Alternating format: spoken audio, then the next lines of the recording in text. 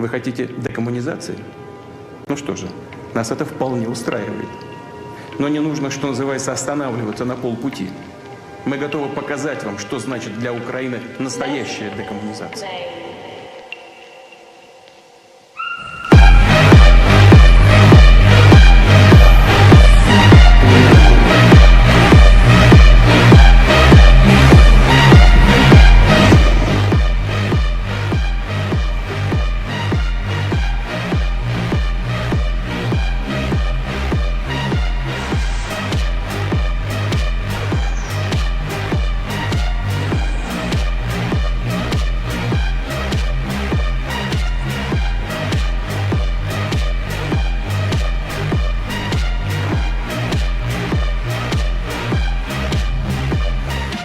Это россияне.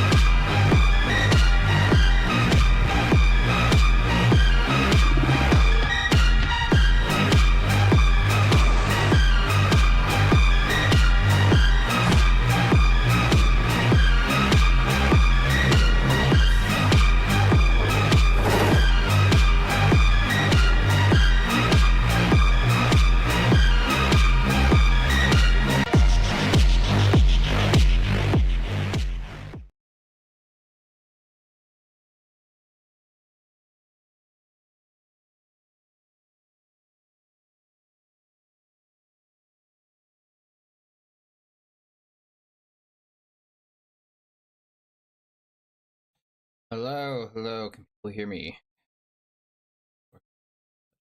Now. Hello, hi, how is everyone?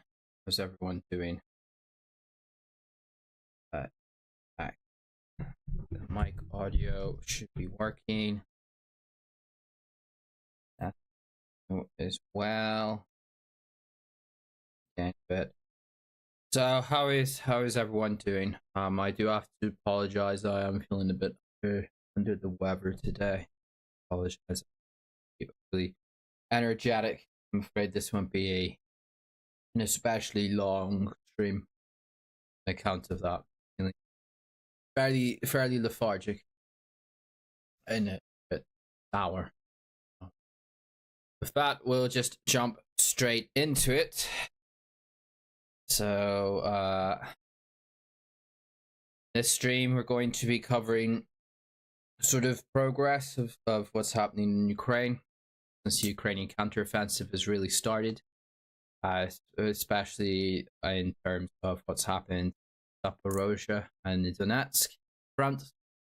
And then we'll go into a little bit into the sort of lingering fallout of the Wagner operation of last week and some development there. So this is predominantly going to be, as always, a bit of a map stream as we shoot into various bits of the front, and I'll try and show you where things have largely been happening. So, bring up our trusty map. Drink.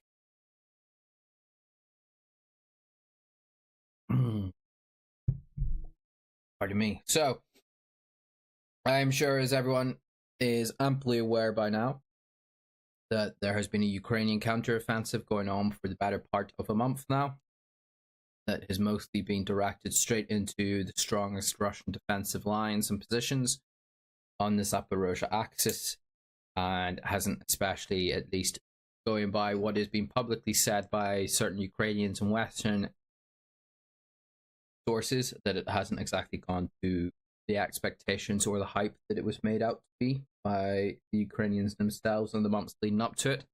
So where is this largely being confined? Well, along this part of the front here across what is or was southern Ukraine, depending on which side you tend to side on in these sort of affairs, along the border, well, the front line that bisected the Zaporozhe Oblast, as well as stretching up into the western wings of Donetsk Oblast, but also there has been significant fighting around the flanks of Bakhmut, where Ukrainian forces have made some progress over in pushing back Russian former Wagner lines.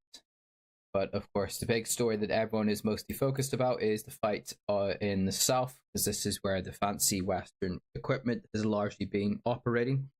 The Leopard 2s, the Bradleys, the French supplied AMX light attack vehicles, and things of that nature, and where there's been lots of photos and video footage of those bits of equipment, including MRAPs, British Mastiffs, and American Max International Pros, being knocked out in fairly substantial numbers. And to give you an idea of where that specific sort of equipment, so that here I'm talking about the Bradleys and the Leopards and a lot of the MRAPs, they tend to be operating in this area of the front, predominantly in Zaporozhe, and this is where they are particularly being filmed being knocked out and destroyed. And I believe it is in specifically in this area, in the Robotny area as well, the salient that the Ukrainians have been able to carve out of the Russian front lines. Pardon me. This salient here, as you can see, this dark blue area is territory that the Ukrainians are seemingly have largely regained. This sort of salient is where the Leopards and the Bradleys were particularly focused in operating, as well as a bit further to the east over here in the Yatkahati area. Again, forgive my horrific pronunciation. Lobkov sounds and looks easier to pronounce, so I'm going to refer to it as the Lobkov area. So this is where, I'm sure if you're interested in this kind of stuff, you guys are blatantly aware that there's been footage of particularly Leopard 2s, Leopard 2A4s, and Leopard 2A6s. The infamous traffic jam. See if I can actually bring up some footage of that for those who haven't seen it.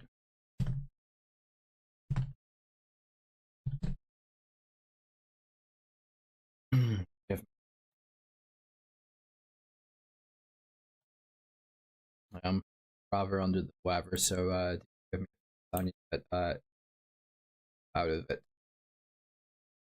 Far back.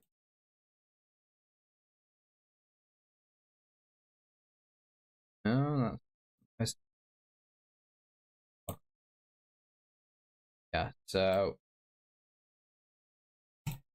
this incident where you had a Leopard 2A6 and a whole bunch of Bradleys and a mine clearing vehicle / armored recovery vehicle, engineering vehicle. This incident here, the famous pile-up, was largely, from my understanding, here in the Robotny area south of Kharkiv. To give you an idea of what that specific incident was, is I'm pretty sure I have a better set of footage of that.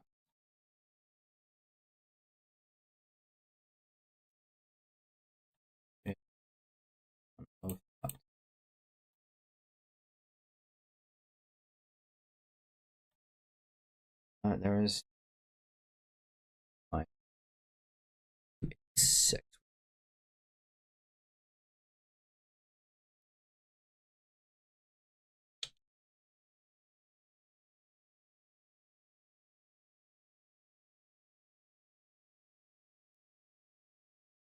Very good set of photos that I'm looking for that actually illustrates pretty well what happened. Of course, they don't seem to show up whenever I need them. Well, we'll just go by this image to explain. So what happened was these vehicles went through a field in the Robotny area, and they drove into the middle of a minefield, as what can be pretty easily extend from the D-tracked Bradleys. It's quite easy to point out here is that they hit various mines. As you can see, this one would have hit mine, hence that big indentation underneath the dirt there. Got disabled by the mines, became bogged down in a minefield. Then Russian artillery and Russian anti-tank teams, be it mobile infantry fielding anti-tank guided missiles, or be it the Ka-52s, the Kamavos. Helos came into the area and started hitting all the vehicles with artillery and those anti-tank weapons, causing either the destruction of the vehicles. Well, not in this specific instant. This is the only vehicle that's actually a complete write-off here. All these vehicles, look, they're not burned out. As you can see, you can't see burn marks as you can see on this. So these vehicles are very likely recoverable, and with a bit of repair could be returned to battle. But this is an old incident. This is a few weeks old now, so who knows what's happened in this area since then.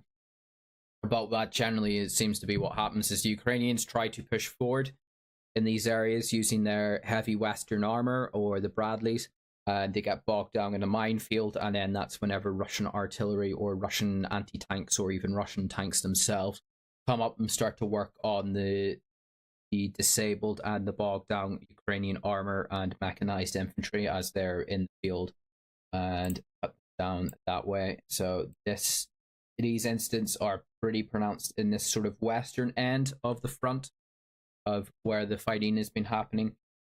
However, up here across the border in the Novosilka area into what is actually Donetsk Oblast, there was a Russian sort of salient up into the Ukrainian lines. This is kind of where the second thrust of the Ukrainian counteroffensive really started to work. And Ukrainians have slowly been progressing down this small river valley, pushing out the Russians out of these towns. And then since then, the fighting seems to have largely bogged down on this area, but they are seemingly still making a bit slow progress, but a bit of slow but grinding and costly progress over to the east. So why is there like a little Russian enclave, not enclave, but salient still sticking out here? This is high ground here, and this was of particular notice if people can remember a couple of weeks back whenever the fighting was very pronounced here, especially in the Blahotny area and down to Makarivka. There was a lot of fighting in this area, and the towns, there was lots of reports from both sides that the towns kept switching back and forth.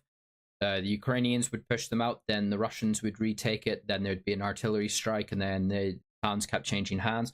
It was because of this high ground to the west of the river valley. The Russians were and are still heavily entrenched a bit further to the south, which gave them a overwatch position across this bridgehead that the Ukrainians used to ford this small river here, and were operating freely in these fields to their armor and their heavier vehicles, their BMPs and IFVs, to support their infantry that were fighting through the towns. Ukrainians eventually started to push up that hill and push out the Russians out of a large part of it. As you can see, the lines have sent marked by the dark blue. That's where the former front line used to be, right up here near Novosilka. The Ukrainians have pushed them back a fair bit to properly secure these towns. However, there is still ongoing fighting, but it's on a lot lower intensity than it was about 2-3 weeks ago.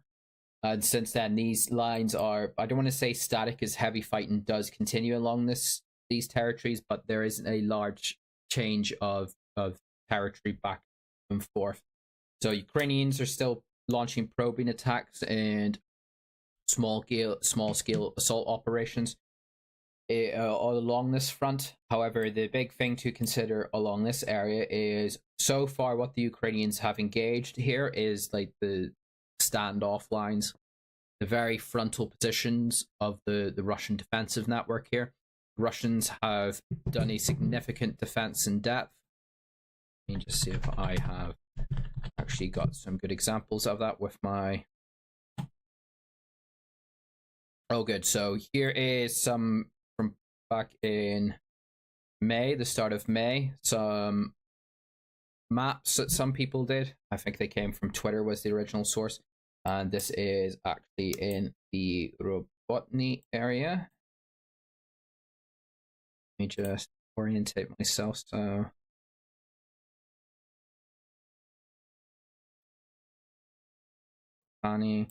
yeah, so this is the area that this map is actually showing. And the red shaded areas are Russian defensive positions that people had been tracking via daily satellite updates. So I'm not too, let me know, I hope this is coming through fairly clear enough so you guys can sort of get a sense of it. So there is the town of Robotny, and there is the town of Kopani, and you have some various isolated and scattered Russian defensive positions in front of these towns. So just on this map, as you can see, just this area here is going to be these very frontal standoff Russian positions that the Ukrainians would have engaged. These are areas, they're not meant to be held as such. These are your very frontal positions where it's to observe the Ukrainian action, to view places where like the pile-up of Ukrainian armor happened. So let's say, for example, Ukrainian armor pile-up happened about here. Well, you would imagine that Russian infantry in some of these standoff positions would be able to see that, report it into Russian artillery or Russian air power, and call in fire support on that. But the idea generally, from my understanding, is whenever these frontal positions come under enough enemy Ukrainian fire, is they will fall back. They're meant to cede that ground. It's to slow down the Ukrainians and to kind of as a very frontal forward scouting position and call in support on Ukrainian advances. So then they would have fallen back, which is what seems to have happened going by the line of control, because as you can see, Kopani and right up to Robotny is still in Russian hands, which would correlate with what appears to be a more defensive, more in-depth Russian defensive position that's marked on this map. As you can see, there's actually a more structured line shaded just in front of Kopani, going up to Robotny. There's a bit of a defensive line in front of Robotny itself, and then a couple more behind it to the east. However, that's only these kind of frontal scattered lines, and then this slightly more cohesive frontal line here that the Ukrainians have reached, or in some cases breached. But as you can see, further behind Robotny and behind the town of Novoprokivka is you have a very substantial defensive position here that is meant to be like the real first line of opposition Ukrainians should come in front of. That should be where you have significant trench networks, is where you should have like anti-tank ditches and all kinds of various emplacements that are potentially hundreds of meters to a couple of miles deep. So if Ukrainians made it that far, that's whenever they should reach like the real first test of their positions. So not particularly a good sign that a month into this offensive that the Ukrainians have only seemingly been able to push through the standoff positions and reach the sort of quasi first main line of the Russian positions. However, on the flip side of that, it seems that what the Russians have done is, instead of using this ground, these frontal positions, to just slow down the Ukrainians, then cede the ground, is that the Russians are pulling up all their troops from these further defensive positions further back and pushing them forward to try and hold these frontal Ukrainian defensive positions. Not too sure, because I'm not in a Russian command post and I'm personally not speaking to Sergei Shoigu, who's a bit of an idiot himself, or I don't have an especially in-depth insight into what the Russian strategy behind this is. I couldn't say why, but so far it seems to be working on the face of it well for them. The Ukrainians seem frustrated in achieving any kind of significant breakthrough anywhere along this lines. However, that's a flip side to this, is say if the Ukrainians are able to effect a lightning breakthrough in one of these positions, let's say up near Kopani, a significant Ukrainian armored and mechanized thrust. This is just hypothetical, not saying this is going to happen, but let's just say if there is a Ukrainian breakthrough is achieved in this area with mobile forces, and they're able to break through Kopani, and they're able to break through this singular defensive line here. The potentiality of this scenario is if the Russians have drawn out most of their troops out of this more cohesive secondary line here to move them up to bolster defenses at the front line, while if the Ukrainian hypothetical thrust that breaks through here reaches this second line and it's effectively unmanned or poorly manned, then the Ukrainians could effect a rapid breakthrough here, which would open up a significant breach in the entire Russian line. So that's just a countervailing argument to a potentiality if the Russians are going down this method of pulling up most of their troops and reserves from other defensive positions further back in the line to bolster the front and standoff positions here. So the other flip side is we're seeing a lot of footage of Ukrainian vehicles being destroyed or knocked out. Again, the Bradleys, the AMRAPs, the Leopards seem to be suffering a pretty deleterious attrition during this offensive all along the Zaporozhe axis.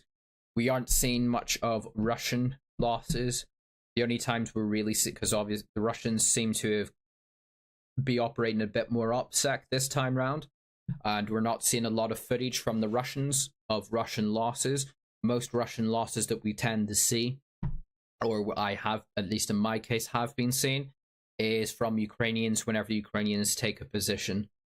So this could mean that the Russians aren't taking many losses as opposed to the Ukrainians, or it could be that the Russians are just concealing their losses under better OPSEC this time around. So that's the other assessment that we've kind of got to play with. I believe that Vladimir Putin kind of himself in a recent televised address gave an address, stated that the Russians had lost, I think it was between 50 and 70 tanks, and this was about, I think it was about a week and a half ago he said that, before the Wagner revolt, is that Russia had lost between 50 and 70 tanks. I can't remember the specific figure during the ongoing offensive in Zaporozhe. So if that's what the president himself is willing to admit, we could imagine that the Russians have probably lost more than 70 tanks, and especially since time has gone on, a bit more than that. So the Russians are taking losses, but they seem to have caught in their social media game seems to be a lot better this time round as opposed to previous operations, is they're not filming their losses, so we can't really get a good assessment of who's coming out the worst of this out of the offensive. Seeing a lot of Ukrainian losses, not seeing so many Russian losses. Is this because the Russians aren't taking so many losses, or is it because we're just not seeing them? That's kind of the state of play at the moment. So it's hard to assess who's coming out the worst of it in terms of manpower and material losses. But the Ukrainians, at least on their own, have been suffering a fairly decent, decent's probably the wrong word here, but the Ukrainians themselves are certainly losing a significant amount of material, and you would imagine men as well. However, it is often overstated just how much the Ukrainians are losing in terms of that material. So, for example, if we just go back and look at some of those examples I was using on. So like if you go into the Telegram channel and you just look up like Leopard 2, I'm sure you'll come up with numerous examples of tanks, tank losses of the type for the Ukrainians through various aspects, but they should be caveated to a degree. So as I was briefly mentioning, there is a difference between a tank loss in how that tank is lost. So a total loss or write-off of a tank is this example here, and I know you can't really see it better as it's only partly in frame, but this Bradley, you can see burn marks all over the tank up here at the turret, along the sides. Significant parts of the vehicle have been actually physically ripped off the tank. This is a complete write-off. That Bradley will never return to service again. It's done. Something's happened where that tank was hit by a projectile that's penetrated the tank and sets the tank on fire. So in the internals of the tank, probably ammunition has gone off as well. The tank, everything in that tank is written off. These tanks, as you can see, is you're not seeing that. You're not seeing burn marks coming out of the hatches. You're not seeing significant parts of the vehicle ripped away. You do kind of see it at the front here, but that's a mine strike. But as you can see, this Bradley here is a good example of what a fair amount of these Ukrainian losses are. Is the rear platform, the rear door for all the infantry in this Bradley is lowered. You're not seeing, I personally cannot see any, and I'm glad for this, that I should probably have checked that before, because I know YouTube doesn't like this stuff. But you're not seeing a lot of bodies around these vehicles, so there's a good chance that most of the crew, if not all the crew and the infantry of these vehicles, were able to successfully evacuate the vehicles. So that is something to consider. It's going to sound a bit counterintuitive, as the Ukrainians could be losing a lot of vehicles, but in terms of actual crews lost, that could not be as high as might be seen, as opposed to older Soviet vehicles, which don't have a lot of survivability for the crew inherent in the design. But also, the thing I'm kind of more meandering to is these vehicles, as I briefly mentioned on, depending on who secures this area of the battlefield at the end of it, if this area has returned to Ukrainian control, or if the Russians properly secure control over this area, is these vehicles could be recovered and returned to service, as opposed to this vehicle, because the internals of it have been completely burned out. So, like, this is a complete, and I'm sure it's kind of obvious, this is a total loss of a Leopard 2, might be an A6, A4, can't quite tell because of the, well, this channel says it's a Leopard A2, so we'll go with that. As you can see, the entire vehicle is completely in flames. And the vehicle could be in flames, but otherwise, and it might sound a bit strange, still be functional. But how you can tell that this is, say, like, for example, there was cladding or there was some kind of foliage put around the vehicle to conceal it as camouflage, but that has caught on fire, but the actual vehicle itself could be okay. But how you can tell that this is complete write-off is, as you can see, the turret here, the gun, coming out of the gun is smoke. That means there's fire inside the vehicle. The vehicle is complete, total write-off. And, well, I'm sure all this fire underneath the vehicle itself probably won't do it very much good. Can't quite see this too well. This MRAP is obstructed by trees. But this, going by the fact that you can still see the white of the insignia, and that is on the turret, this is likely to be a recoverable vehicle. So probably not a total write-off. Can't really see this, but these look rather dark, so that could be flame damage, so the MRAPs could be written off. Probably not the best to see Bradley and assess that.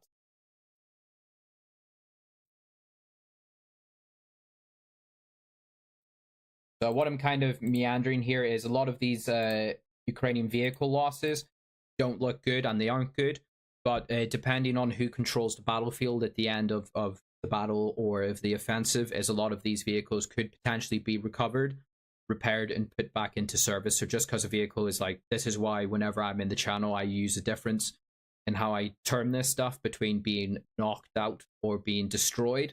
Knocked out implies that the vehicle has taken enough damage where the crew has had to abandon it, but that the vehicle might otherwise, so this is drone footage of that pileup that I was showing earlier, that knocked out implies that there's enough damage done to the vehicle where it could be eventually recoverable. The crew has just had to abandon it at that particular time, whereas destroyed is destroyed. It's completely written off and we'll never see combat again.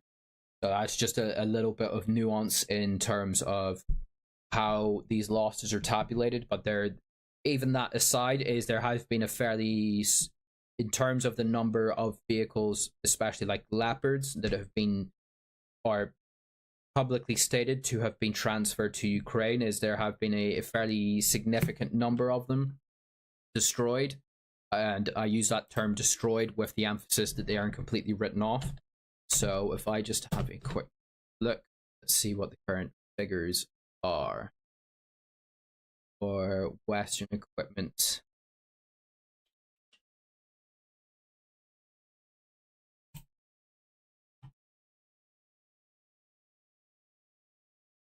So I'm mostly focusing on Western equipment here. I'm not really focusing too much on sort of like what Soviet era stuff, the tanks that Ukraine was already fielding, or even like the T-72Ms or the Twardys that have come from Poland and Czechoslovakia. I'm kind of focusing more on the heavier Western style equipment, because especially in this sort of western end of Zaporozhe, this seems to be where the more Western supplied Ukrainian units are operating. So this is where a lot of the Leopards and the Bradleys are operating.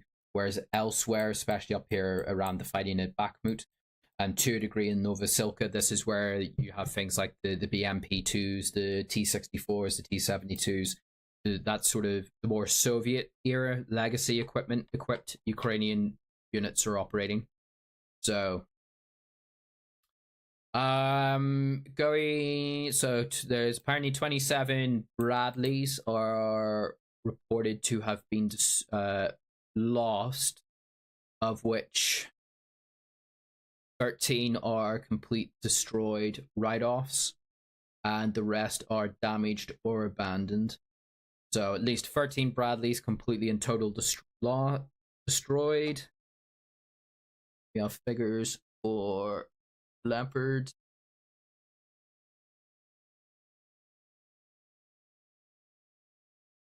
So 1 Leopard 2A4 reported completely destroyed, 2 A4s damaged and abandoned, and 5 Leopard 2A6s quote lost, of which 2 of those have been destroyed and the other 3 damaged and abandoned.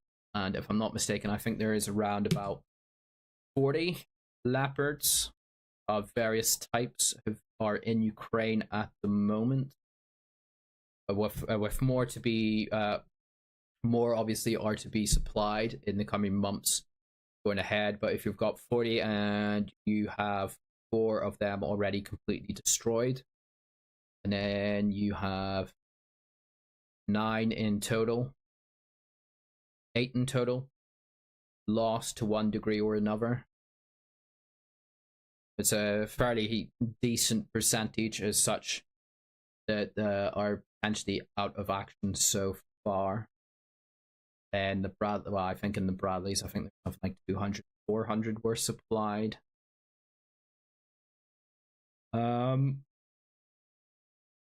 We have stuff for the MRAPs. So of the International Max Pro, but this isn't all from the offensive because the MRAPs have been operating there for a while. But I think every single Bushmaster, which are the Australian MRAPs, I think the Australians only ever sent 8 of them, and all 8 of them are reported either destroyed or damaged. And if I'm not mistaken, I think 4 of those were during this offensive. 44 International Max Pros have been lost to Ukraine, with the in quotes lost, of which 29 destroyed and the rest damaged or abandoned. And I think a lot of the Max Pros have been operating in Ukraine for a while now. I think the vast majority of those stats are actually from this offensive, because I have seen a lot of footage and claims of Max Pros that during the offensive that have been destroyed. So that's the bit of the figures there. So rather good here on the west, going by on the face of it, the Russians seem to be doing fairly well at holding back the Ukrainian offensive so far. But after the sort of initial thrust a couple weeks ago, is the intensity of the fighting in this area really did seem to drop off. It seems that the Ukrainians went hell for leather into it in the first few days, and they seem to have gotten smacked about quite badly. And since then, it seems to have slowed down quite a lot to probing and small-scale attacks. I think it's probably because the Ukrainians have stepped back from it and are assessing how they can potentially get around the inherent Russian advantages here. Of particular note is the minefields. The minefields are the thing that whenever I've seen Ukrainian discussion about this area of the front, it's the minefields that they keep coming back to that completely frustrates all their operations. There's some pretty graphic and gruesome footage, which I'm not going to play on YouTube for obvious reason, of a Bradley deploying infantry somewhere in this area, and infantry deploys from the Bradley. A guy jumps out of the Bradley into a artillery crater, because if you would imagine, just to sort of explain the logic of it, if you're going into a minefield and you see a big crater, well, you assume that whatever was there has blown up in the, be it artillery shell or the mine itself blew up to create that crater. Don't know the specifics of the incident that this guy fell victim to, but this soldier jumps out of the Bradley into a crater, into what looked like an artillery crater, and there was a mine in the crater. And very graphically, if you're really into I mean, I'm not playing it on YouTube because it is that graphic, but you see him lose his leg. His leg is amputated by the explosion, and he crawls back into Bradley. This is, like I say, whenever I see Ukrainian discussion about this part of the front, it is all about the minefields. Vehicles drive into minefields, they get bogged down, knocked out by the mines, then Russian artillery or Russian air power or Russian tanks or Russian infantry anti-tank units start working on the vehicles that are now knocked out in the field. Ukrainian infantry tries to advance, ends up advancing into a minefield. Lead guy hits a mine. Everyone suddenly realizes they're in a minefield. Turn around, tries to withdraw. They all end up hitting mines, or Ukrainian artillery, Russian artillery starts to work them, or Russian small arms start to work them. They panic. They try to withdraw. They end up wandering through more mines, and it's pretty grim. So the Russians, have to give them their due, because I'm sure, as most of you guys know, I think the Russians have completely botched this war, and the Russian army is led by incompetent idiots. But in terms of what's happening in Zaporozhe, is it looks like there's been a lot of thoughtful and competent placement of defenses. The minefields are being the Russians have brought up mine sort of like artillery dispersal mines. So it's a very specific system. I think they're using them via rockets as opposed to conventional artillery, but there is such a way. The Ukrainians used it a lot at Volhodar, where you get an artillery platform, you fire a specific shell that airbursts over the ground and then disperses mines. So instead of actually exploding itself, it sort of like opens up and disperses mines across an area.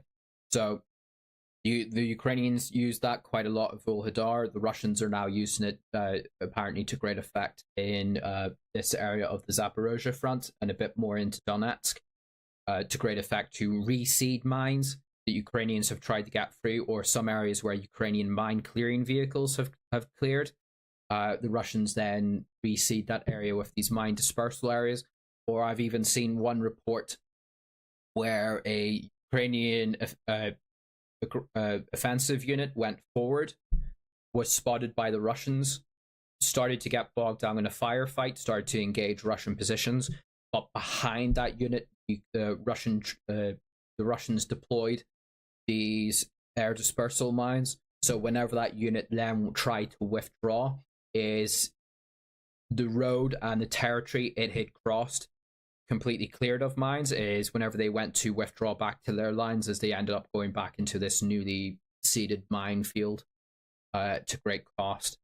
So that's kind of what seems to be the situation along the Zaporozhye front. So be interested to see how this thing goes forward. I mean, with the caveat, we're not really seeing Russian losses. We're just not seeing the footage of it. It is happening, but we have no idea to what degree or scale it is. But also with the caveat that the defense always favors the defender. So I would imagine that the Ukrainians are taking a significant amount more of losses in men and material than the Russians would be, just by the nature of offense and defensive operations.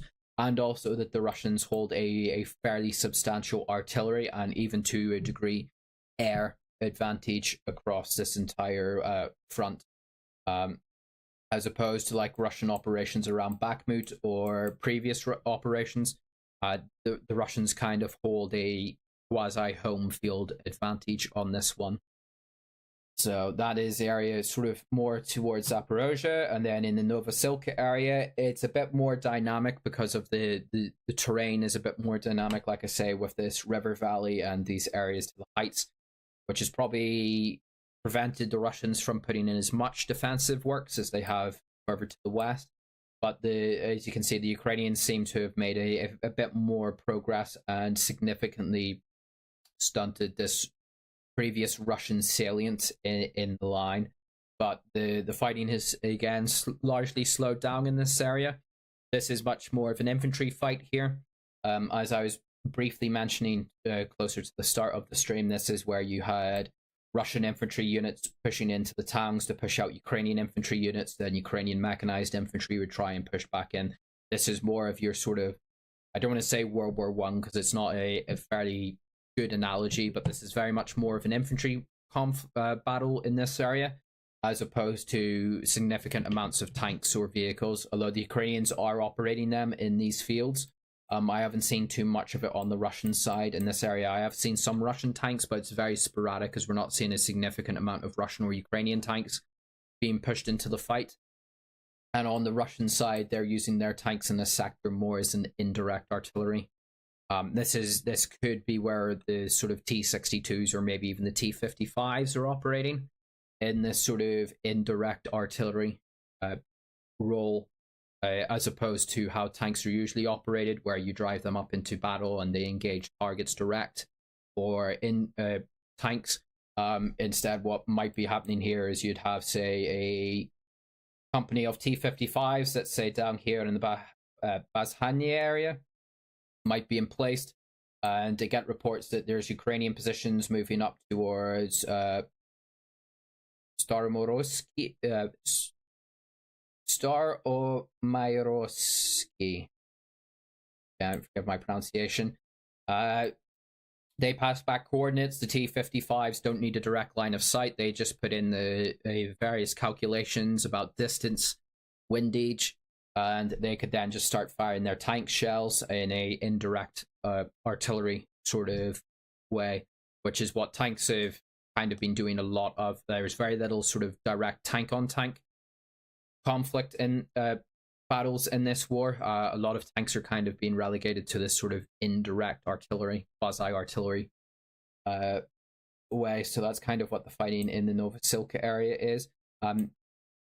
This sort of clear area, this is mostly grey zone. This is where there is ongoing fighting, and the actual control of the territory is unknown at this stage. So before we move a bit further up the front, I just want to briefly talk about what's happening here.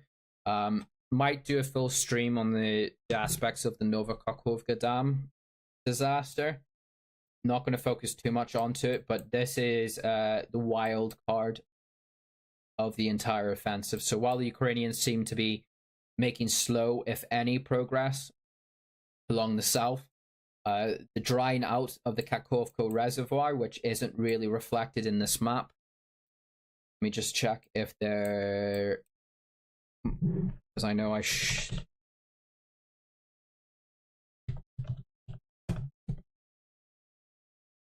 check. I'm pretty sure I did put some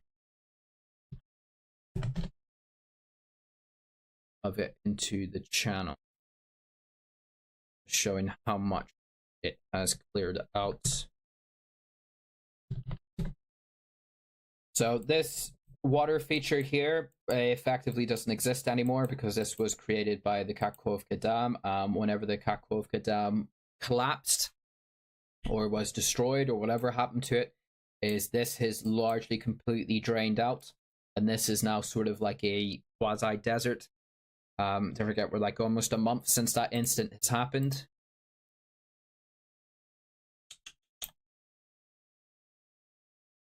So this is what this area largely looks like now.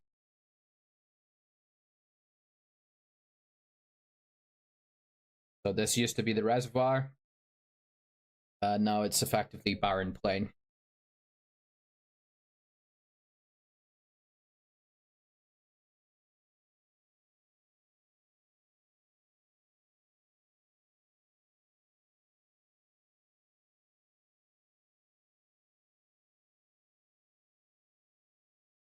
Have any other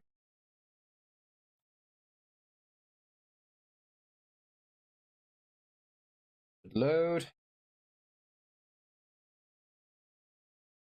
So some more scenes of, I think this is down actually near the Delta, the Black Sea, so probably not the best.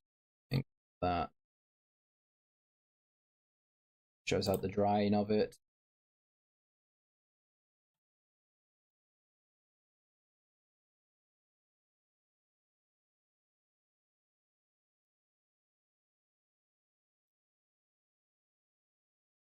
Okay, well, the point of what I'm making here is where there was water, there is no water before, and the ground has largely dried out. Summers in southern Ukraine are can be quite warm.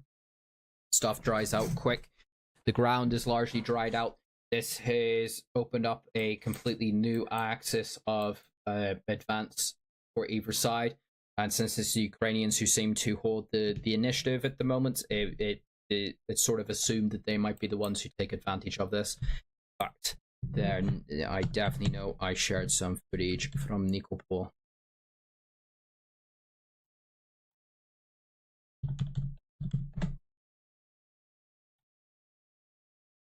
Yes, so here you go. This is the town of Nikopol. And as you can see, just across from Nikopol is the nuclear power plant. And this was the view from it.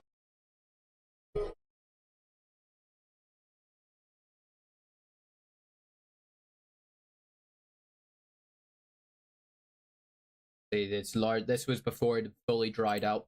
So there is a small river. The Dnieper has returned to its quote unquote natural state in this area. So there is a river that sort of runs mostly along the northern bank of where the reservoir used to go. So there's still a river that flows through this territory, but it is substantially smaller than what the reservoir was. So I'm not too sure if the terrain, I would imagine if it gets dry enough, and it probably is dry enough, is that the terrain could probably sustain heavy vehicles, potentially tanks, BMPs, IFVs or stuff. But the point of what I'm trying to raise here is that during the day, probably not the best idea because this is effectively a desert now. It's featureless. Any Russian troops on what used to be the old banks would see any Ukrainian movement trying to get across that. But whenever darkness falls, if the Ukrainians are able to get bridging equipment across the banks of the new Dnieper or the old Dnieper, however, I don't know what would be the correct term for it, but across what remains of the river, if they operate at night, is the Ukrainians might be able to effect some kind of operation where they cross the reservoir and try and get a new beachhead into what is Russian-held Kherson. There's a particular emphasis on the nuclear plant at the moment. There's a lot of stories coming out about the Russians are planning to blow up the reactors. Ukrainians' intelligence are saying that the Russians are cutting off power, or the Russians are saying that the Ukrainians are looking to retake the plant and set off a nuclear disaster at the plant. That's all sort of to resume, and that's largely resumed because of the situation around the reservoir, and now it is effectively reconnected back to Gaia land, apart from a very small river, to what is most of the rest of Ukraine. So this is the wild card at the moment. This kind of completely bypasses all the Russian defenses along Zaporozhe and into Donetsk, all along this front. The Russians, for obvious reasons, if there was a massive water feature, didn't need to put up those defensive lines. So the wild card at the moment is if the Ukrainians are able and do exploit this in some degree, it could be the thing that might tips the offensive. It's an option for the Ukrainians. It's a thing I'm kind of keeping a bit of an eye on, but so far the Ukrainians largely haven't operated in this area. And I've yet to see much discussion of what the Russians are doing along this area as well in terms of building up defenses or positioning new units. Further to the south at the Antonovsky, the Antonovsky Bridge, there's been a resumption of fighting. In about a week ago, Ukrainian forces crossed the river in force in a fairly substantial way and pushed out the Russian defensive positions in this area. And I believe that they still maintain a toehold here, but the Russians have largely been hitting them with significant amounts of artillery. There's been particularly the thermobaric missiles from their mobile artillery launchers.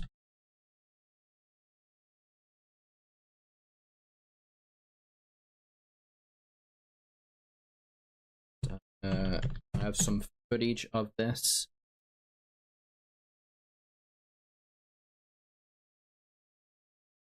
So battles continue. So this is report on Sunday from I think this is Rybar. Powerful battles continue at the Antonovsky Bridge, according special attention paid to anti-battery, that's anti-artillery. So this was footage. The Russians deployed an ice scanner. So what was happening was the Ukrainians seemed to have come up by via small boats alongside the bridge, landed, and underneath a span of the bridge that's actually on dry land is they seem to have put up like a command post just underneath there. But Ukrainian forces fanned out through this sort of slightly urbanized area and set up a bridgehead and pushed out the light Russian defenders that seem to have been in this area. So, I mean, if this obnoxious fucking watermark wasn't here. So, this part of the bridge was actually hit by an ice scanner, and as you can see, the Russians were able to collapse it whenever they hit it, to such an extent that the entire span of the bridge caved in on itself. I'm pretty sure that I shared footage of that.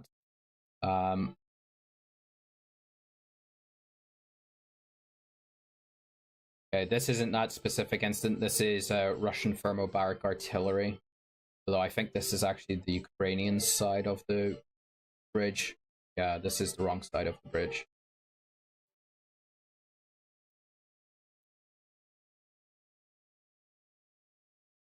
Yeah, so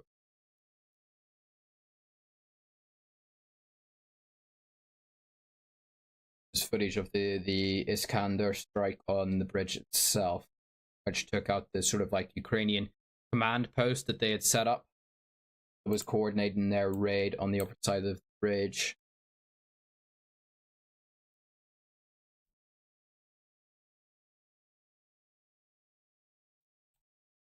And this is the Ukrainian side. No, this is the caption for this. Oh, this must be I think that would be the Russian side. So this was about a week ago. This is what the Russian retaliation was. Largely, they just effectively tried to burn the Ukrainians out completely. In fact, no, I think this is the Ukrainian side. If I remember correctly, that's where the Russians blew it up on there. But needless to say is that the Ukrainians are continuing to launch their sort of raids and across the river. This seems to have been the largest one. And I haven't seen any reports since then, but I think the Ukrainians are still holding a bit of territory in this area, and the Russians have largely left them just to hit them with artillery. So that's kind of the situation along this whole area of the front. But with another sort of shift in direction is, while the Ukrainians don't seem to be able to breach the Russian defensives and achieve a breakthrough in the front, Ukrainian operations to interdict Russian logistics is stepped up significantly, which seems to be a running theme of Ukrainian operations against Russia. So if people remember back to the Kherson offensive, while the Ukrainians did make some progress, the thing that really did the Russians in, the Ukrainians weren't able to effect a breakthrough in the Russian lines in Kherson. The way that the Ukrainians eventually did end up retaking Kherson was by necessitating a Russian withdrawal by hitting Russian logistics lines. So this is whenever they were shelling the Kakhovka Dam. This is whenever you had the daily strikes via HIMARS of the Antonovsky Bridge. All the pontoons that the Russians tried to set up across the river that were constantly coming under Ukrainian artillery fire. That was all purely just to weather out Russian supplies and reinforcements. The Ukrainians seem to be doing that again, but how effective that will be is up for another discussion, because of course Russia maintains a physical land connection to Russia. But in terms of Crimea, various bridges and rail lines coming out of Crimea have been coming under Ukrainian long-range strike. Of particular note, the British supplied Storm Shadow missiles. These are where those are particularly active, and if I'm not mistaken, I believe it is this causeway here and the causeway further up, this sort of road here. This is where Storm Shadow have been hitting the sort of causeways or the bridges, with the idea of trying to slowly strangle and starve Russia of supplies, ammunition, and the like going north from Crimea. This is where the Ukrainians seem to be trying to re-employ that whole interdiction of supply and reinforcements again. How feasible that will be is another question entirely, because of course you have this connection coming out of Rostov into the south, but the Ukrainians nonetheless are trying to step up pressure on Russian logistics. Another aspect is that here in the south is that Ukrainian partisan activity is operating again. There was a rail bridge that was blown up just to the south of Melitopol that was done by Ukrainian partisans. So alongside Storm Shadows and long-range Ukrainian drones and missile strikes, is you also have Ukrainian partisans that are gunning for Russian logistics elements, particularly the train lines and bridges in the south. Again, a bit skeptical of how feasible that will be to necessitate a Russian withdrawal. I'm very skeptical of the idea, because this land bridge coming out of Rostov is, you can't exactly blow it up. You could try and hit the Russian rail lines, which I would imagine would, you take out all the rail lines to the south, yeah, that's going to certainly hurt Russian logistics, but I think the Russians have enough trucks and land-based logistics vehicles where they could adequately sustain a supply of ammunition and fuel to the south to keep Russian operations going on a fairly smooth basis, even if like the train lines were destroyed. So bit skeptical if that will come to another Kherson situation, but nonetheless it does put a bit more stress on Russian operations in the south, which I'm going to say for its own stream. But I mean, if Iskandars can collapse spans of the Antonovsky Bridge, granted that the Antonovsky Bridge had been taking artillery shells for the better part of a year last year, but nonetheless, if the Russians are willing to use things like ballistic missiles down here, it's just a puzzle to me as to why the Russians aren't using things like Iskandar or maybe even heavier systems. I did a post about potentially firing non-nuclear intercontinental ballistic missiles at these things. That was a bit tongue-in-cheek, but I'll say I might bring that up in its own sort of dedicated stream, but it just kind of bewilders me as to why the Russians don't do any operations at all on the bridges across the Dnieper, in particular the ones at Zaporozhe. If people might remember, I think back in March I did this sort of hypothetical stream about a Russian hypothetical offensive with the idea not to take Zaporozhe city, but just to sort of put it under siege. The main idea behind that was just to bring these bridges under Russian artillery fire and to effectively take them out of action, because this is a significant supply of Ukrainian logistics straight onto the front line. The next crossings are like 100 miles north at Dnipro.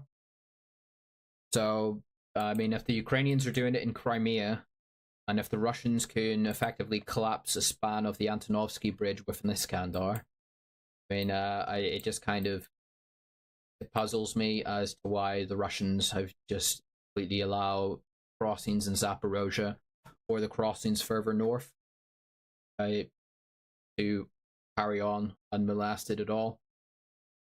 So that's just a little bit on logistics that I'm sort of toying about with. So now going further east to the Donetsk. The big stories kind of around Bakhmut. Ukrainians have really stepped up offensive action to the south and the north of Bakhmut, and they're taking a decent bit of territory and progress. To the south, the old Bulge has been completely pushed back all the way back. The Ukrainians are now on the outskirts of Klishchivka. This is, or at least I would imagine it was by now, because I would be surprised if they haven't pulled back the command staff. But this was a command post for Russian operations to the south of Bakhmut. So whenever Wagner pulled out and the Russian army the Russian army took over operations in this area, that's whenever the Ukrainians started to launch various counterattacks to various degrees of effect. And as you can see here in the south, as they've completely pushed back the old Russian lines to a more cohesive front with the rest of the sector, and the Ukrainians are now on the outskirts of Klishchivka. So, and this isn't by sort of piffling Ukrainian offensives, as this is, you've got Ukrainian tanks, especially Ukrainian Soviet era tanks, your T-72s, captured T-80s, and some captured T-90s. The Ukrainians are operating to the south and the north of Bakhmut. So the Ukrainians are putting in a fair amount of effort into pushing back the Russians in this area. So far, they haven't attempted to re-enter the city at all. This is very much fighting on the flanks, so we're not at the second battle of Bakhmut by any stretch of the imagination. But the Ukrainians are really starting to put on the pressure on the flanks of the city. To what end? I've seen various scenarios or projections about hypothetical Ukrainian goals here. Some more tactical and then some more fanciful about I've seen some people, some of the more over the hill and round the bend, shall we say, pro-Ukrainian accounts seem to think that the Ukrainians are going to completely encircle Bakhmut and then take a push for just very strange things, that they're going to retake Bakhmut by putting it under siege and encircling the city and all these kind of strange things. X'd out. It could just be stabilizing the line. It could be with the idea that the Ukrainians might potentially go back into the city itself and try and contest it. But nonetheless, this is kind of the other aspect of where Ukrainian offensive operations are largely coming in, to the south of Bakhmut, but also to the north. But most progress seems to be in the south. The fighting to the north seems to have largely stalled. Here, I think it was mostly just about pushing Russian positions further down the road. Because if people can remember back to my Bakhmut streams, this is the road that goes straight up to Kramatorsk and Sloviansk. Not saying that the Russians were about to do a thunder run down that road anytime soon, but nonetheless, it's about putting a bit of distance between Russian lines and what is still is the stated Russian main objective in the war, is about taking the Twin Cities to the northwest. In terms of Russia has started to go a bit more on an offensive posture in other areas. So the main Russian story, of course, is the defensive operations, but in a couple of specific areas, Russian offensive operations have sort of picked up a gear. So at Avdiivka, the Russians continue, I won't say this is a main one, but there is ongoing Russian offensive actions on a low intensity scale around Avdiivka. However, the much anticipated in April encirclement of Avdiivka has never come to pass, and it seems to be more Russian probing attacks or trying to push back select Ukrainian elements to the south near Donetsk city itself, which is just here. So that is kind of the story in Avdiivka. The Russians did step up some fighting in Marianka, but it didn't really seem to progress very far. As you can see, as has been stories since February 28th last year. February 24th. Marianka still remains elusive to Russian offensive operations. But the kind of bigger story is further to the north, where Russian offensive operations have slowly been building up steam in the north of Kharkov, seemingly with the object of potentially reaching Kupiansk sooner or later. Russian sources that talk about this area seem to talk with a fair bit of optimism, They're reporting significant numbers of Ukrainian losses in men, if not so much in material, but in men, because this is a heavily forested area, so it's more of an infantry fight up here. But some Russian sources that I was following were talking about they're optimistic of eventually re-reaching Kupiansk, which they lost during the Kharkov counteroffensive last year. So this is where Russian offensive operations seem to slowly be building up in steam and momentum. And to a degree down here in Krasny Liman area, slowly but surely Russian troops have been edging their way out of Crimea towards Liman to such an extent that they've nearly at the old Oskol River.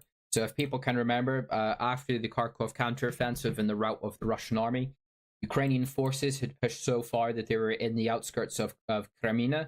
Since then, there has been a very grinding attritional artillery and infantry battle ever since then, where every couple weeks one side might advance a couple hundred yards one way or the other. It seems that the Russians eventually secured the upper hand in that, and they've been slowly edging their way back towards the Oskol River reservoirs, and potentially with the idea of eventually maybe re-entering Liman, which of course was a source of a very high-profile battle during last summer, which will then bring into this. So say if the Russian army, I made a post about this earlier in the Telegram channel, if the Russian army had held on to Liman, with the fall of Bakhmut, I think this would have shifted the strategic initiative very much in Russia's favor. So whenever Bakhmut fell, the Russians just went on the defensive elsewhere and ceded the initiative back to the Ukrainians. Had they still, in an alternate scenario, held Liman and all its territory to the north, I think it would have made this Ukrainian salient around Seversk into the Russian position here, into the Russian lines here. I think this would have been largely an unsustainable position for the Ukrainians to have maintained. So the scenario I'm sort of projecting is Bakhmut falls to the Wagner group, into the Russian army. This territory to the north is still held by the Russians. This area would have been unsustainable. Artillery fire coming in from the north, artillery fire coming in from the south. Maybe Wagner in this scenario would have redirected troops to start pressing further into the north. Ukrainian positions here would have just ultimately have become unsustainable, whether they would have held on and fought it out or whether they would have withdrawn. This scenario, I could have seen that, especially if people remember the name, the Bilhirovka. This town is bane of the Russian army. This is where last year, if people can remember, the sort of catastrophic river crossing where hundreds of Russian soldiers, then potentially hundreds of Ukrainian soldiers were killed trying to ford across the river. It's the only part of Luhansk Oblast that the Russians do not control. It just seems, for whatever reason, that the Russians can never quite seem to take this town. That could have potentially fallen, but also Seversk. The line would have straightened out, and also it would have significantly advanced. The Russians, what I'm trying to say here is that the Russians would be a lot further down the road of potentially getting down to Kramatorsk and Sloviansk in this scenario than they are now, because the twin cities would be invested from the north, from the east, and potentially increasingly from the south had the Wagner and Russia continued progressing further up from Bakhmut.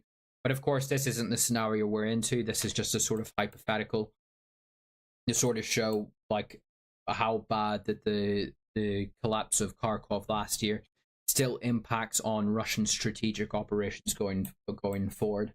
So that's just a little spiel about that. So that's kind of a wrap up of events in Ukraine. When I'll sort of progress into the Wagner and Prigozhin segment of the stream. This will probably be a bit short because, like I say, my not feeling best at the moment, but we'll sort of go over the legacy of the events in Rostov with Prigozhin and Wagner of last week. Was it last week? My mind is yeah, it was last week. So not going to go over what actually happened because we all know that. Just sort of go after the ramifications of it. So far, it looks to be a complete Prigozhin L. Gerasimov and Shoyu are still there. Although we haven't seen Gerasimov recently, he hasn't appeared in any media releases.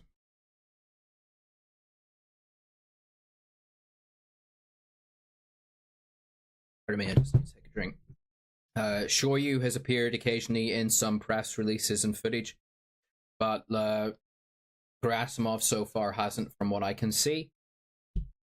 It should be said that the way I was looking at it whenever it happened was I was initially optimistic that the deal, whatever the deal entailed, that had been struck meant that Shoyu and Gerasimov would be kicked out of the MOD, that this might start to put in place reforms and changes within the Russian military that would improve the performance of the Russian military in the field.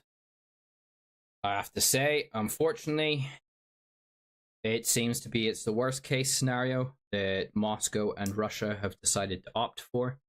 Not only do they keep the Tuvan retard there, not only do they keep Gerasimov there, it seems pretty much confirmed now, although there was apparently a phone call from his daughter to Sputnik. We have not seen Surovikin since the events of the Wagner revolt. That footage of him calling on Wagner to stand down was very suspect. There was another general who also gave a similar plea, and it was like weird because it looked like a hostage video, but Surovikin was holding a sidearm. He was holding a PP-2000 personal defense weapon in that footage, but both of those videos were filmed in the same room, and it just looked very strange. That's the last time Surovikin has been seen on a public basis. There's been lots of reports saying that he's been arrested, that he's under investigation, that he is confined to home arrest. Whatever the situation is, whether he's in the Lubyanka, whether he's been permitted home arrest, he's not in the field commanding his troops. Again, this is the guy who's meant to be in charge of most of the combat operations in Ukraine. So the defenses network, the defensive operation in Zaporozhe, is largely his. He is the guy who would have set that up. Again, Surovikin sort of has this reputation as being a lot more pragmatic, a lot more sort of ahead in the game, as opposed to most Russian generals, where it seems to be about just building, like the Chechen generals who overseen the battle at Volhedar. They seem to be incompetent, they seem to be corrupt. It seems to be about more about status and prestige than it does about actual effective operations in the field. Surovikin seemed to go very much against that grain. He seemed to be very pragmatic. He seemed to be very competent, seemed to work well with the different factions operating in Ukraine. This is where he seemed to have struck up a very close relationship with Wagner, a working relationship with Wagner.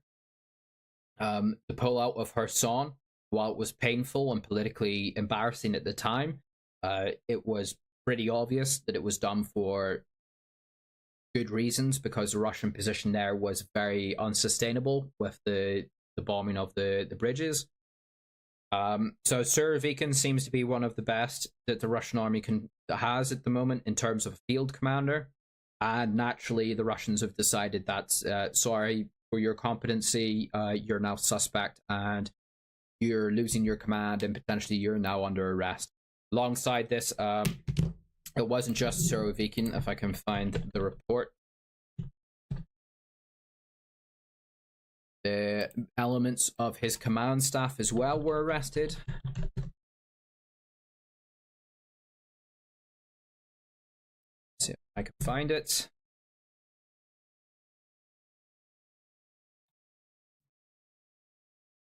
Colonel General Yudin, Surovikin's deputy, has also been arrested, going by reports. Both of them are initially the reports indicated they were held at the Lev Orotovo detention center, which is an old Soviet, I think it was actually a Tsarist imperial era, but then an infamous Soviet prison to the north of Moscow. There's been other allegations that they're under house arrest. There is this report this is reported to be Surovikin's daughter, claiming that nothing has actually happened. But there's plenty, could someone have just gone to his daughter and said, look, either you put this out publicly or something bad's going to happen to you or your father. The fact that we haven't seen him, despite all the speculation, kind of leans one way.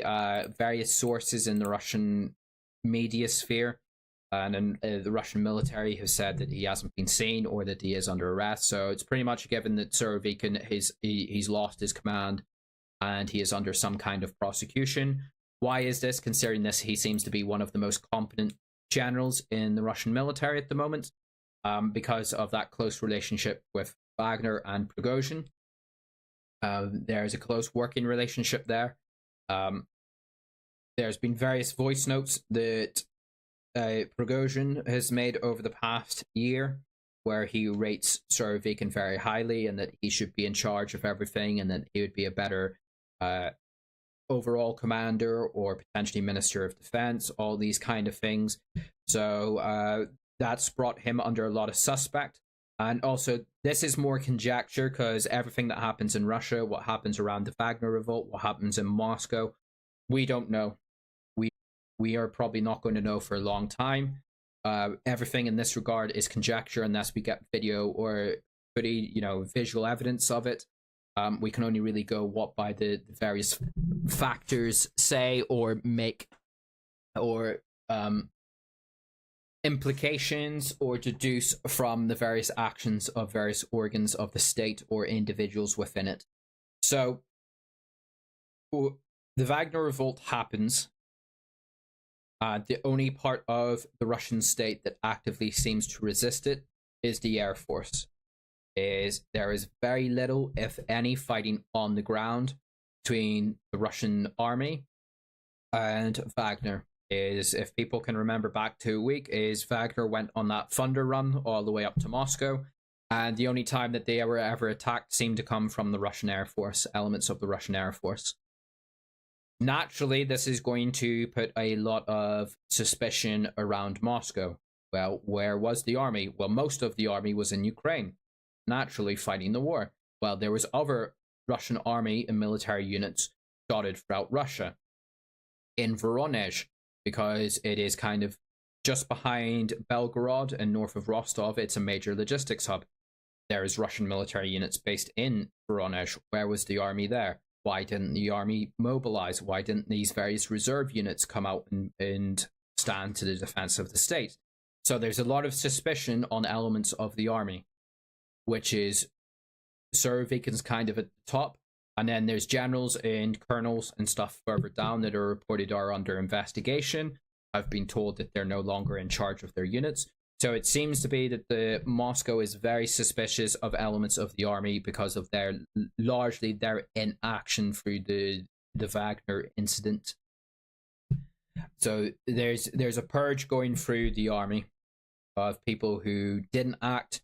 Their actions were of suspicion, or they didn't come out and condemn enough, or they aren't considered loyal enough to Moscow, to Shoigu, and people like that. So that seems to be something that's going on in the Russian military at the moment. And it seems that Moscow is now prioritizing, and this seems to have this is why Sergei Shoigu is still where he is. People who are curious as to why this guy who seems incredibly incompetent and incredibly corrupt, he's loyal. He's loyal to Vladimir Putin. And the theory goes, if he is a loyalist first, and he's in charge of the MOD, then the military will be loyal alongside. Of course, it doesn't always work out like that, but that's kind of the way it goes. This is why Vladimir Putin seems intent on keeping this Tuvan retard who doesn't know how to properly conduct a military operation. He is loyal first and foremost. Competency doesn't matter in this assessment. And this seems to have been sort of the logic that Putin and the Moscow power structure has operated throughout the conflict in Ukraine. It's more about the survival of their power base and keeping loyal men in positions than it does about putting competent people, people who know what they're doing, in charge of whatever operations here, there, or in ministries or elsewhere. So this is why I think this is kind of like the worst case outcome, because not only do have the Russians kicked out potentially their best general, is they'll be going through the ranks and potentially kicking out all the competent ones, or a majority of the competent ones, because they're competent first, they do their job well, to the detriment of them toadying for position or for clout or for just demonstrating their loyalty to the institutions back in Moscow. So the sort of way that I have seen it is that the Russian military has largely been running, since the war in Ukraine has started, is that the Russian military has largely gotten where it is over pure inertia, because of the amount of men and material it could put into the field. That is how it largely gained what it gained in Ukraine. And since then, it's just been a slow whistling attrition of that inertia and those gains, because the men in charge of it have been completely incompetent, don't know what they're doing, or they have ulterior motives where they're looking more for either political, financial, or social benefits, as opposed to actually affecting military competency in the field. So this is where I've kind of said it, and I know people get upset with me because they all like to dick ride Vladimir Putin and they think he's great and Russia does no wrong. But this is kind of where I say this is like where Russia is kind of bleeding itself to death by not addressing that inherently corrupt, incompetent, toadying, nepotistic structure that the Russian command system seems to be, from like divisional command all the way on up. This sort of nepotistic structure where it's more, if you're loyal, you advance. If you're competent but not considered loyal enough, well, you're relegated back in the command chain. That system looks like it's just only going to be reinforced going forward, which will just be disastrous for Russian operations in Ukraine. I've kind of said it already, but I don't see Russia gaining pretty much any more offensive gains in the war going forward. I think the ball is entirely in Ukraine's court at this stage. If the Ukrainian counteroffensive goes nowhere, and another Ukrainian counteroffensive really goes nowhere, I kind of picture this war is just going to solidify largely where it is and stagnate down into a frozen conflict, because I don't see any real expectation that the Russian military can achieve pretty much anymore. Might take Avdiivka, might take some bits here and there, but largely the idea that this army, the Russian military as it's currently constituted, is ever going to take Kramatorsk or Sloviansk, let alone anything beyond that, I big X to doubt. I cannot see that, because the commanders, the men in charge of it, just aren't capable of it. Men in the material, it has the men in the material to theoretically achieve that, but the people directing it absolutely don't. And the army marches to the orders of its commanders, and if the commanders are shit, well, the army's going to perform shit. That's kind of just where I am. Clip this, hold it, throw it in my face if the opposite happens, but that's just kind of my assessment of where we are at the moment. And it's performing well in Zaporozhe against the Ukrainian counteroffensive, because I think that's largely was Surovikin's baby. I think he was the guy who was planned out the defenses, planned out all the defensive networks, and I think that's why the Russian army has been performing relatively well there, is because that was Surovikin's baby. He was the guy who put that all together. Well, now if they've just removed Surovikin, that operation will probably continue forward under its pure inertia. But going forward, I don't exactly have very high hopes. If anything, I think Russia has just kind of reimposed that handicap back upon themselves for this purge that they are seemingly going through the military with. Not good. The ideal scenario, as what seemed to have potentially happened, and there were various reports is that Prigozhin had secured the ousting of Shoigu and Gerasimov, and if the head of the institution is incompetent and corrupt, well, that just filters down.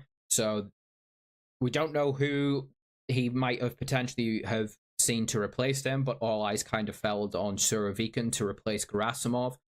And then the governor of Tula Oblast, I forget his name off the top of my head, he was one of Putin's bodyguards, seemed to have been fairly well regarded. So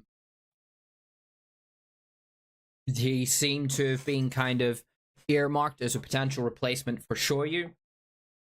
If that scenario had come about, maybe we would have seen that not in the immediate or the medium term future, but going forward, is that these guys, especially Surovikin, is kind of directing field appointments, would have started to have rotated out these really bad, really incompetent, like the big example, I forget his name, but the Chechen commander who overseen the battle at Bul Hadar and kept sending that Russian naval infantry division to their deaths across an open field, and got promoted and given a medal for it.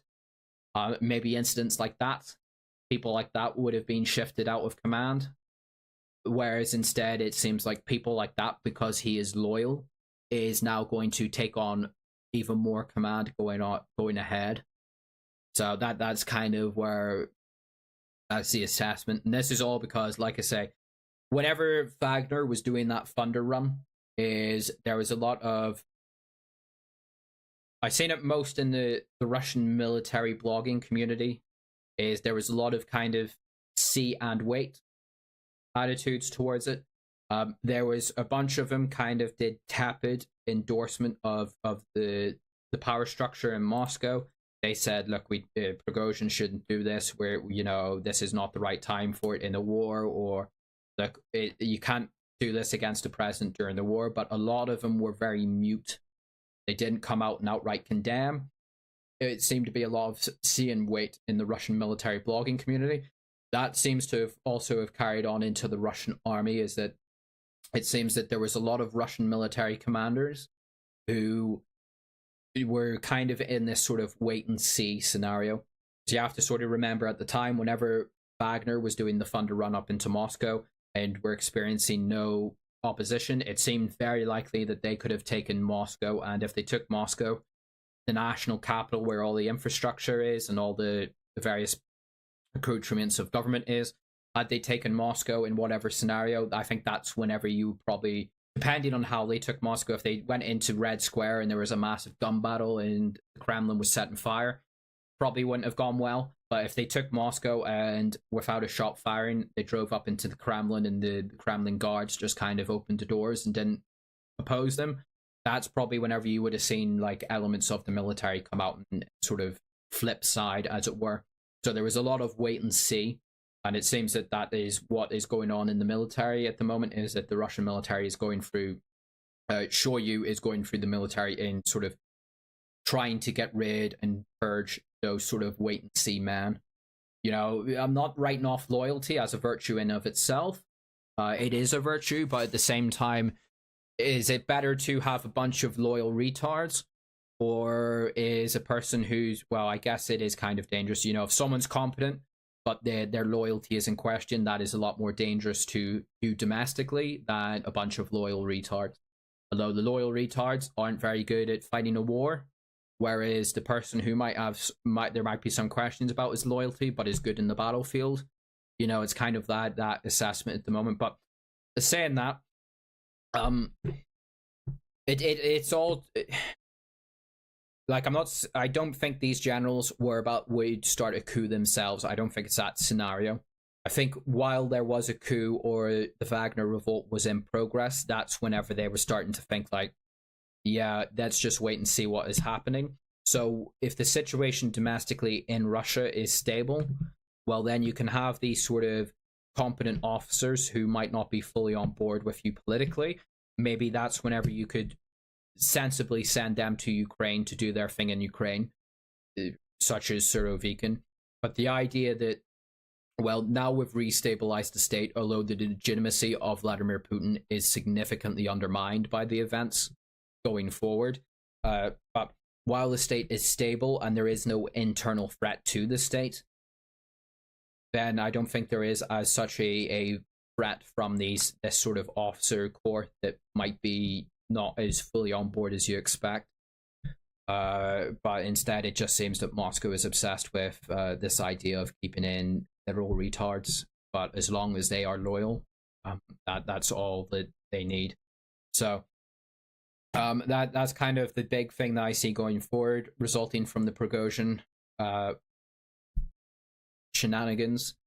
That's the thing that I think is probably going to have the big impact on operations in Ukraine, is just this slow rot of the army going forward.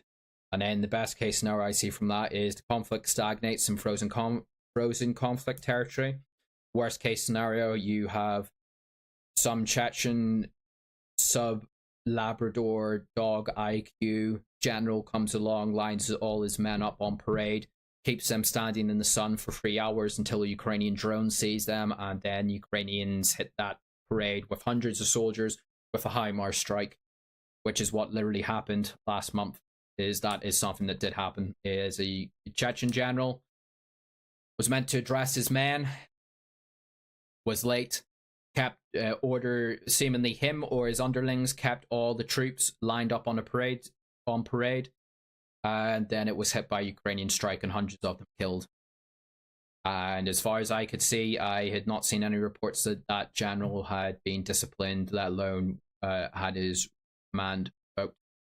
So that seems to be the course that Moscow is intent on going down. Unlucky if you're a Russian soldier at the front. Must be fun to be governed and commanded by such people.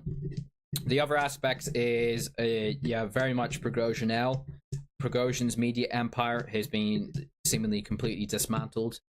He had a complete series of TV, radio stations. I think he had some print news paper networks. All of those have largely been seized by the state or shutting up operations. Prigozhin, let's see, I don't think he has actually posted anything on his Telegram account since June 26th. So I don't know if that's because he's been kicked out of his accounts, if he still has access to them, or what's going on there. But it seems that Prigozhin has effectively been completely neutered. And his business empire is being dismantled in Russia. His catering empire was the thing that signed a lot of contracts with the Russian military. Those contracts have naturally been closed down. So his income has taken a big hit.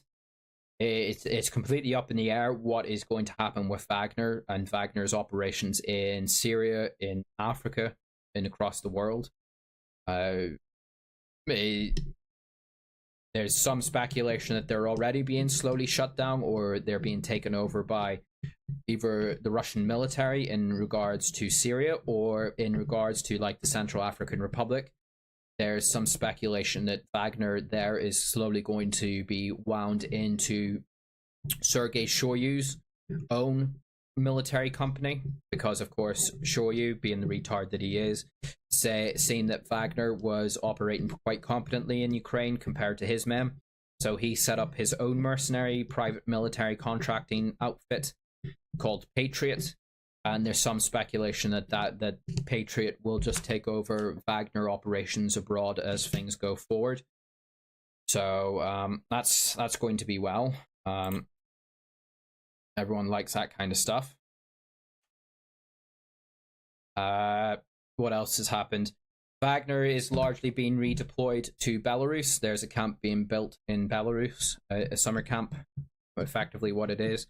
But all the Wagner's heavy equipment, the T-90s, the Pantsers, even their older T-72s and T-80s in their inventory that they've used, they're all being handed over to the Russian MOD. They're not being allowed to leave Ukraine unless they hand over their heavy weapons.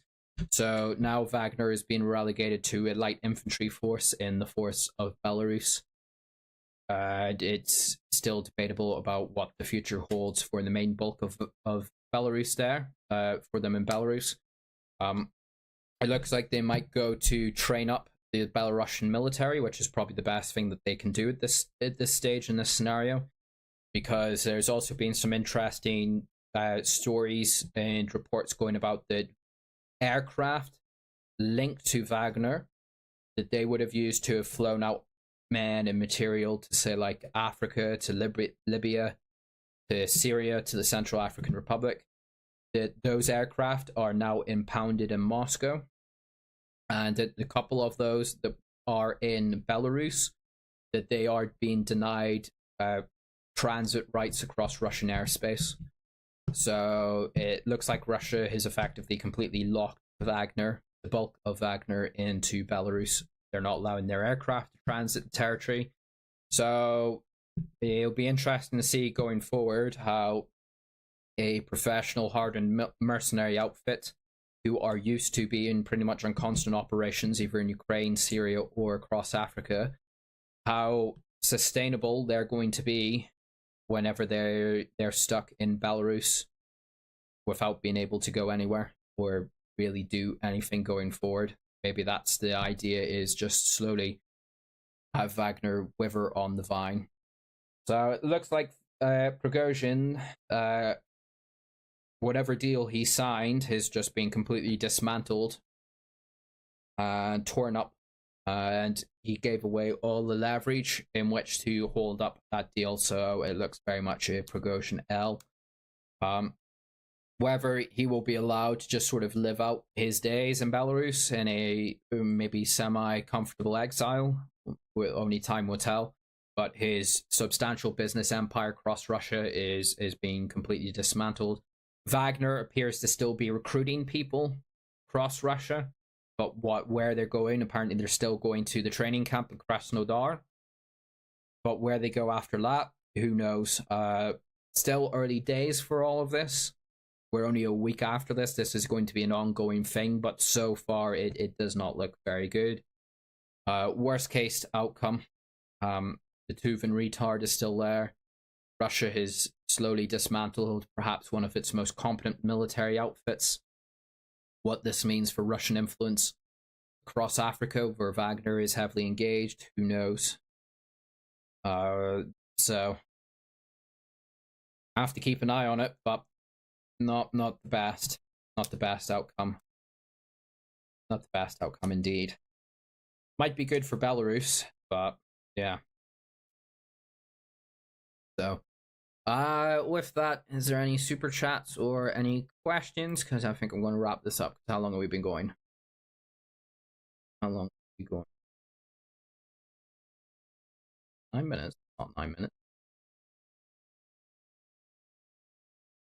How long my stream? 120 minutes. So over an hour and a half. So I'll start to wrap it up. Has anyone got any questions? Any super chats? No super chats. Not a single one. Okay.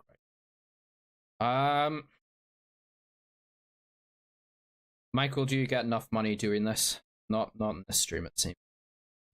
Is this stream also in Rumble? No, I haven't really done anything with the Rumble since I set it up. I've just got too much stuff going on.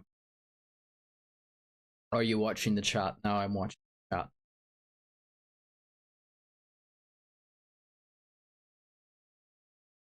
A lot of whataboutism. About what? Shifted from Ukraine is when it... Okay. We don't need you in chat anymore. Goodbye.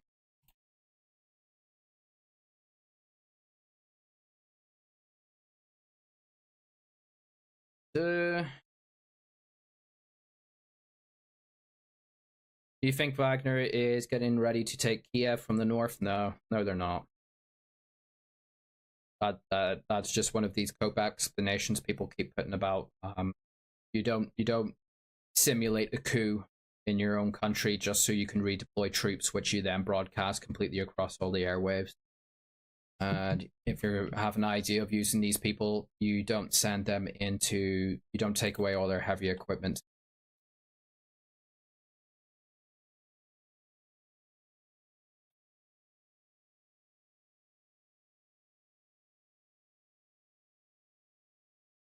It hasn't gone full stroke shock and awe like the West. They should be wise and close that door. Okay. Concerning Ukraine's success at making bridgeheads, they should have blown all the bridges on the Dnieper a year ago. Well, you can't really put a a patrol boat in the river now, because there isn't a river. And even if you did put them in the river, it's kind of a big target. Like, how would you get that boat up the river if the Ukrainians are on one bank of the river?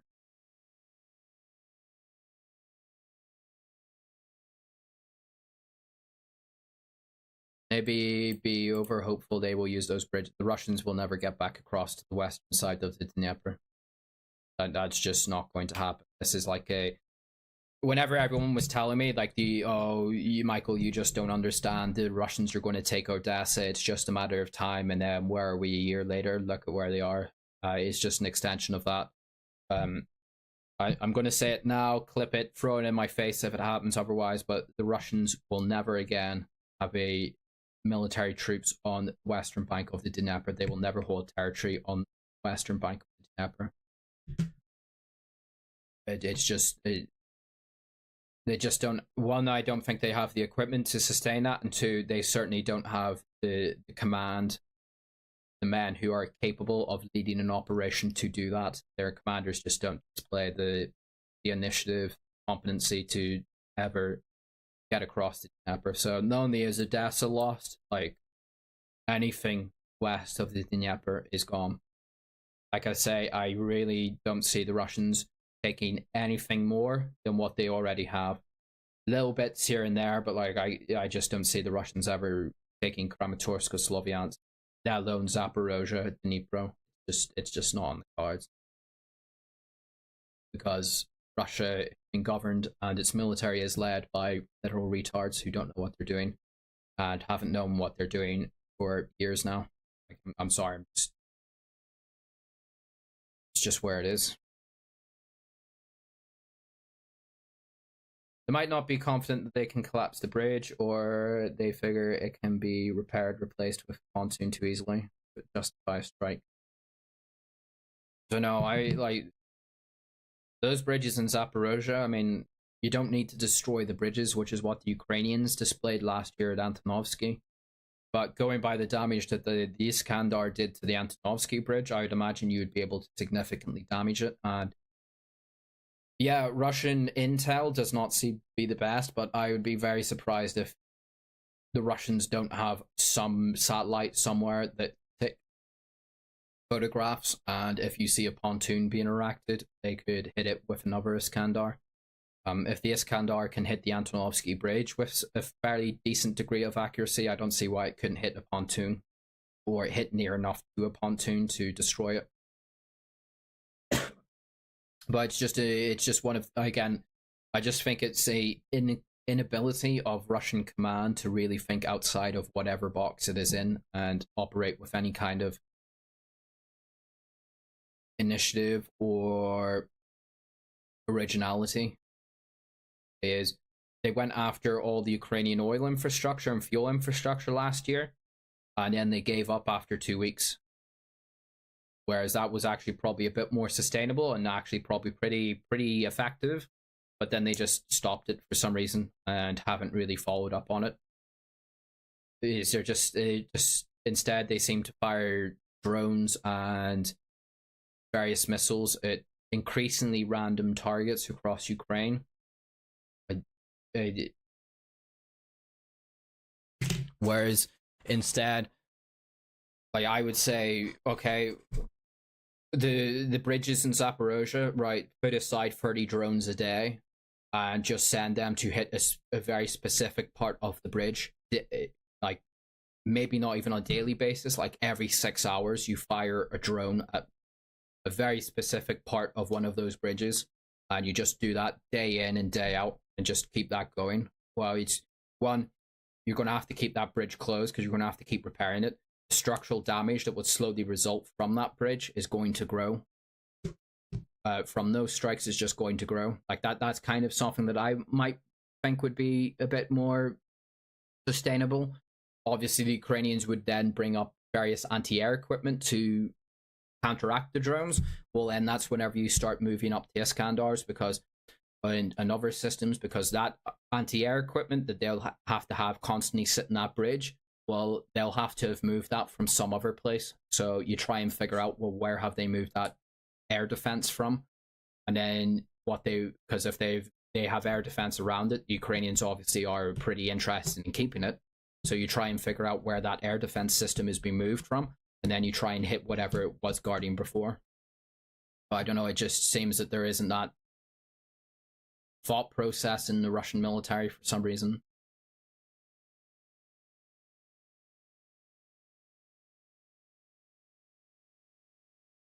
Why does Putin keep Shoigu? Because he's loyal.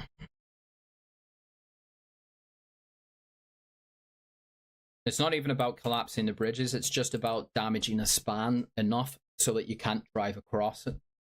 That's what the Ukrainians did not collapse the Antonovsky Bridge. They just damaged the road surface enough that you couldn't drive across it. It's not about destroying the bridge, it's just about putting the bridge out of action. There's a Moscow garrison. Did those units not respond? Motor Rifle Brigade. They had to bring in actual army units from, I think it was Kaluga or somewhere to the northeast. Whenever push came to shove, the people like the Moscow garrison seemingly turned out to be traffic cops, civil police, and Rosguardia conscripts. There really seemed to be very little actual military in Moscow whenever push came to shove.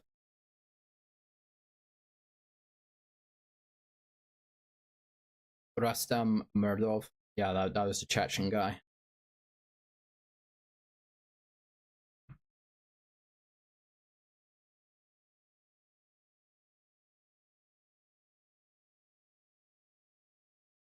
Is Russia going to be able to take the Donbass?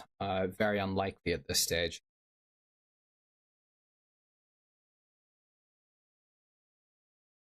Again, well, one, the river isn't there to put boats on anymore. But even if you could, and they did put boats on that river, I mean, just think of the logistics. One side of the bank is held by the Ukrainians, or if it's a Ukrainian boat, one side of the bank is held by the Russians. I'm pretty sure a boat, even if it's sailing or not, is probably going to be a pretty big target for any units on that river, on the riverbanks, or any passing drones or artillery that happen to spot it. How long is going to take in a realistic positive scenario? Take what? I have to specify that.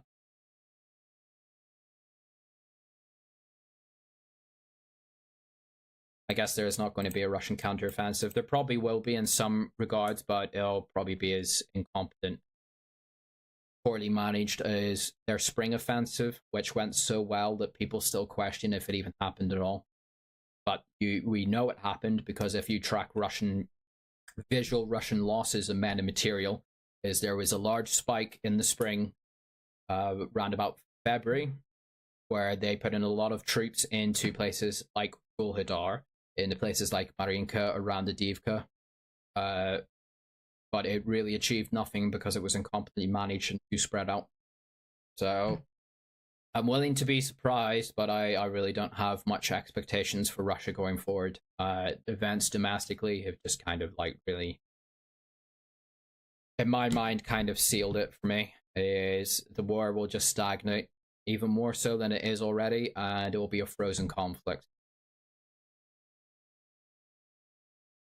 Isn't the Russian command structure very top-down heavy? Yeah, it is. It's there's very little initiative passed out to frontline commanders. So if you have someone who's really shit at divisional or operational command, well, everyone underneath him can only do so well if the orders coming down and the directions coming down are shit themselves.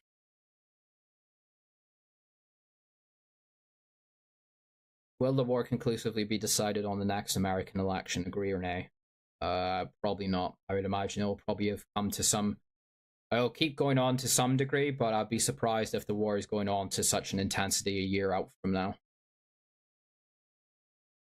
So I think we're just kind of in the stagnation phase before some kind of botched ceasefire comes in and locks the sides into where they are. So,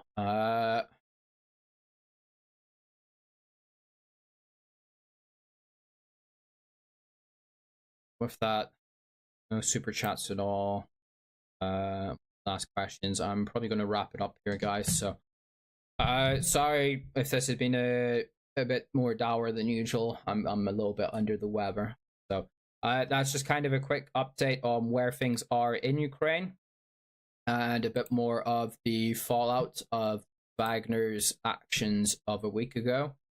Depending on what my schedule is like next week, I might do a stream next week if many things changes, or I might go over the events around Novokharkovka, because that has very significant implications. It will probably not be as much of a military stream as it is more of a environmental, economic, and social effects that the events at Kharkovka will have. So I might do a specific one on that. So with that, I'm going to sign off here, guys. So speak to you all again soon, and have a good one.